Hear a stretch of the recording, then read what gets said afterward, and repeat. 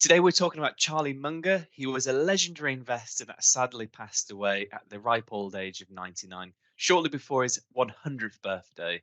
But today, Snil, let's talk about him. What made him so revered and respected in the investment world? Well, what he was best known for is he was the vice-chair of Berkshire Hathaway, an American company. And what that company is best known for is it was the investment vehicle for Warren Buffett, who is a true legend of investing. And the way that they did that was Berkshire Hathaway actually started as an insurance company. And what they did was they took the insurance premium payments that were coming in and used those to start investing in companies. And as the company grew, they invested more and more, and they grew more and more. So I suspect a lot of people listening to this have heard of Warren Buffett because he's a big legend in his own right. But Munger, he wasn't just some sort of sidekick, some guy in the sidelines. He was in his own right, a quick-witted, straight-talking investor, wasn't he? Well, that's right. And Buffett and Munger worked very closely with each other since the 1970s. And actually, I'm going to read something to you. So Buffett once said that Charlie said, "Everything I do is dumb." If he says it's really dumb, I know it is. But if he just says it's dumb, I take that as an affirmative vote. So I think that gives a sense of how much they respected each other. And the success was astonishing. I mean, from its inception in the mid 60s, so a little bit before Munger came on board, they returned about 3.7 million% return. So if you invested $10,000, you would have got $378 million back today. So I'd like a bit of that. So how did they do it? What was their secret sauce? How did they approach investing? Well, a lot of it has to be kind of worked out from how they would talk about sometimes what they wouldn't do. So, for example, Munger said that the type of investor he wasn't interested in being was one who was looking out for the cigar butts. And what he meant by that was he wasn't interested in buying a dying business that could be worth $1 for 75 cents just to get 25 cents of free puff.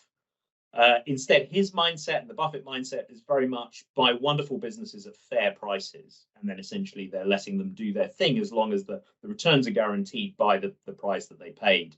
And you can then let the intrinsic worth play out over many years. They've also said, and Munger was very clear, that high ethical standards were really important to the philosophy and to the success in terms of both within the company of Berkshire Hathaway, but also within the investee companies of what he was looking for in management. It's a very successful and investment career. But let's separate the investment career from the individual. What makes people admire him as an individual? Well, there's a lot of ego in investing, and by contrast, he lived pretty modestly. Similar story with Warren Buffett, and also there can be a lot of trying to blind you with science and being very narrow-minded and just focusing on the numbers in finance. And by contrast, he was very much a polymath. So he trained as a meteorologist during World War II. Then after the war, he studied as a lawyer at Harvard before he got into business. And then he was looking for insights into psychology, economics, history, and all of those different disciplines coming together helped him to make his business decisions. So in that sense, he was kind of a sort of philosopher investor.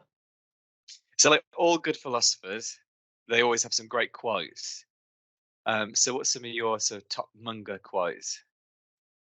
Well, I guess the one for life is to spend each day trying to get a little wiser than you were when you woke up, which does show that love of ideas. And he backed that up by saying something that I really do try and remind myself about. He said once that in my whole life, I have known no wise people who didn't read all the time.